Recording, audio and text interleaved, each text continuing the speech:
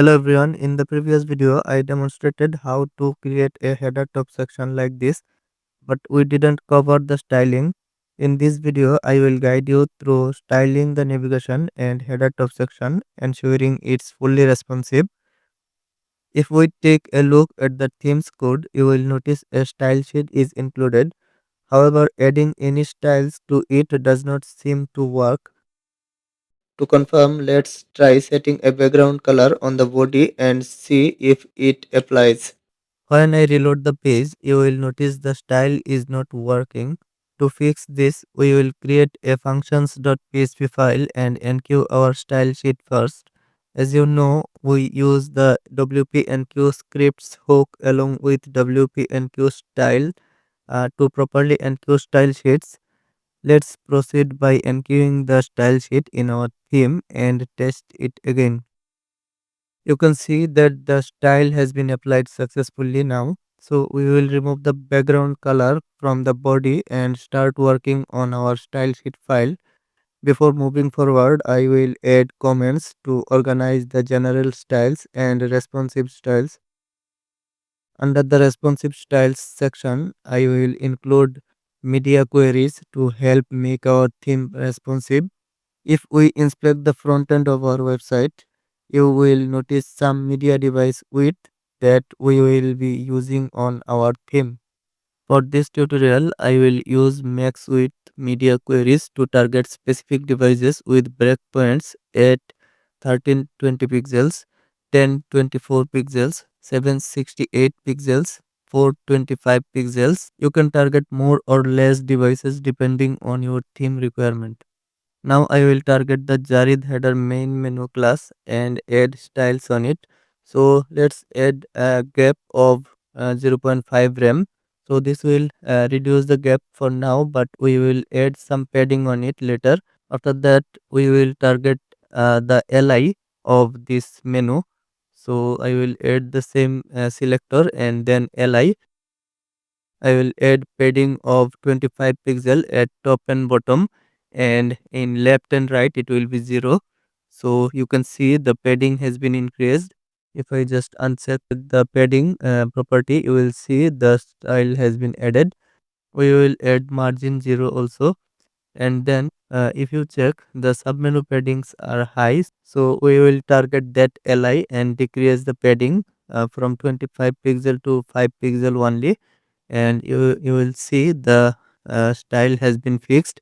And let's add border bottom 1 pixel solid and gray, so we can distinguish the uh, submenu items easily. So I will copy all these styles from inspector and I will copy it to our style sheet.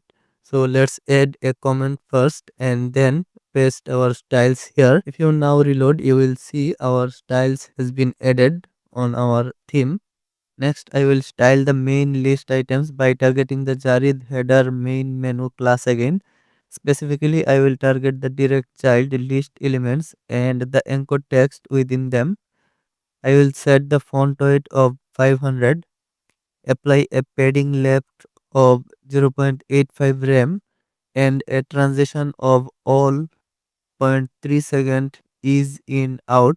This will provide enough spacing for our menu items and a smooth hover transition. Let's copy the code from the inspector and add it to the style sheet. If you hover over the main menu items, you will notice that the submenu items are not aligned with the main menu items.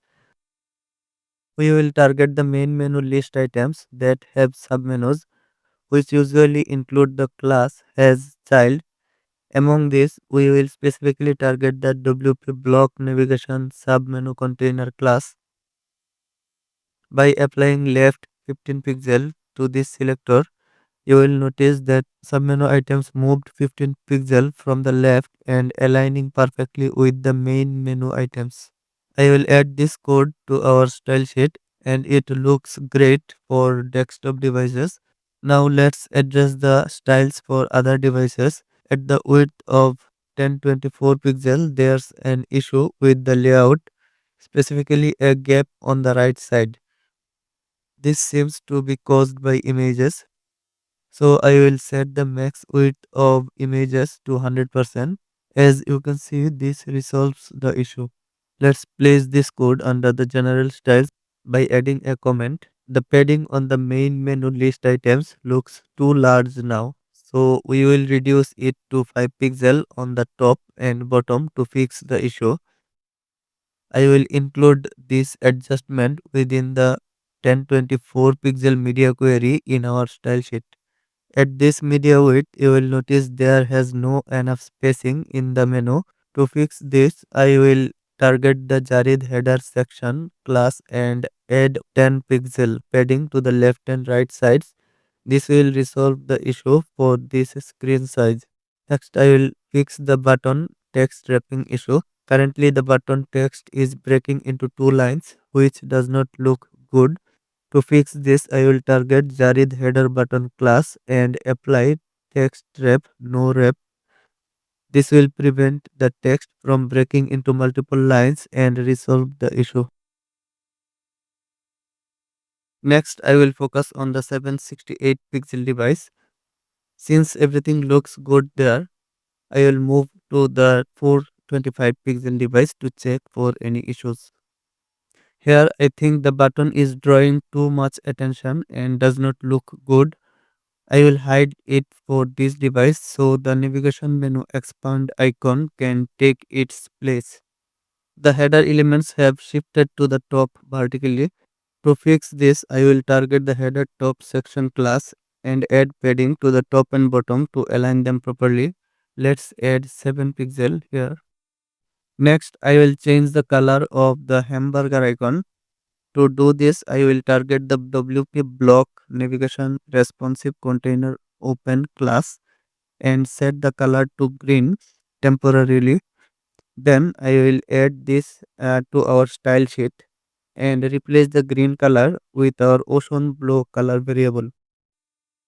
For the submenu items, the border bottom currently has a hard-coded gray color. I will replace it with the moonlight fog variable to ensure consistency. We changed the color of hamburger icon but didn't update the color of close icon.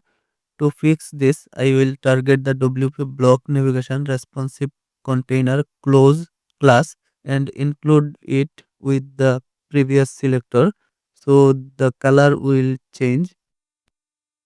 Now we will work on the mobile menu. Currently the mobile navigation container closes automatically whenever I click outside it. If you click on the hamburger icon, you will notice two new classes are added to the WP block navigation responsive container class to prevent the container from hiding when clicking outside. I will add these classes manually. This will help us inspect and work properly during the development. Now I will change the gap of the main menu item.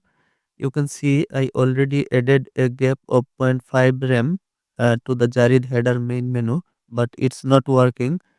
I will add important flag on the gap and let's change the gap from zero point 0.5 to 1 rem. Let's add the styling to our style sheet and then I will work on submenu items for mobile device. You can see if I make changes to these styles, it's changing our submenu layout. So I will target the same classes for submenu and modify styles as I need. I added a border bottom to the submenu items, but I don't want it in the mobile version. I will modify the border style and set it to none. For the mobile menu, I want to hide all the submenu items initially and add a down arrow icon to the items that have a submenu so users can easily identify them.